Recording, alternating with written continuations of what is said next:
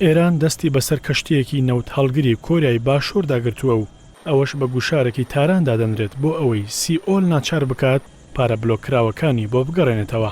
وەزارەتی بەرگری کۆریای باشور ڕایگەیاند کەشتێکی بار هەڵگری وڵاتەکەیان لە گەروی هورمز لەلایەن سوپای پاسدارانی ئێرانیەوە دەستی بەسەردا گیراوە. وەزارەتی دەرەوەی ئەمریکاش داوای ئازادکردنی کەشتێکە دەکات.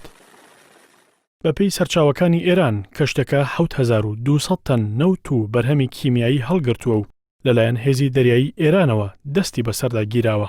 وەزارەتی بەرگری کۆریای باشور ڕایگەیاند کەشتی بارهەڵگری MT هانکۆک چیمی وڵاتەکەیان لە سعودیەوە بەرەو کەناراوەکانی فەجیرەی ئیمارات بەڕێکەوتووە و ڕاشیگەیاند وەزارەتی بەرگری دەست بەجێ تیمێکی لە یەکەکانی شیۆنگهای بۆ نەهێشتنی چەتەدەریایەکان ڕەوانەی ئاوەکانی نزیک لە گەروی هورمز کردووە.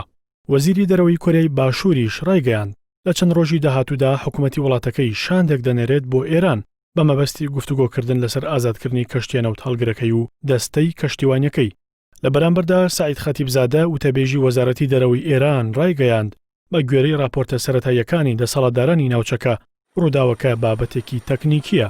ڕاشیگەیاند کەشتەکە بە ئاراستەی کەناراوەکانی ئێران بەڕێکەوتووە و بە فەرمانی دادگا و بەهۆی پیسکردنی ئاوەکانی ئێران دەستی بەسەردا گیراوە. لەلایەکی دیکەوە وەزارەتی دەرەوەی ئەمریکا داوای لە ئێران کرد کەشتێکی کۆریای باشور ئازاد بکات کە لەلایەن سوپای پاسدارانی ئەو وڵاتەوە لە گەروی هورمز دەستی بەسەردا گرتووە. میدیاکانی ئێران باس لەوە دەکەن تاران بڕی 9 ملیار و 200 میلیۆن دۆلاری لای بانکەکانی کۆریای باشور بلۆک کراوە، ئەوەش بەهۆی سزاکانی ئەمریکا کە سەپاندوێتی بەسەر تاراندا. لەم چوارچەوەیەشدا وا لێک دەدرێتەوە ئێران بۆ بەدەستهێنانەوەی پارە بلۆکراوەکانی دەستی بەسەر کەشتێکی کۆریای باشووردا گرتووە.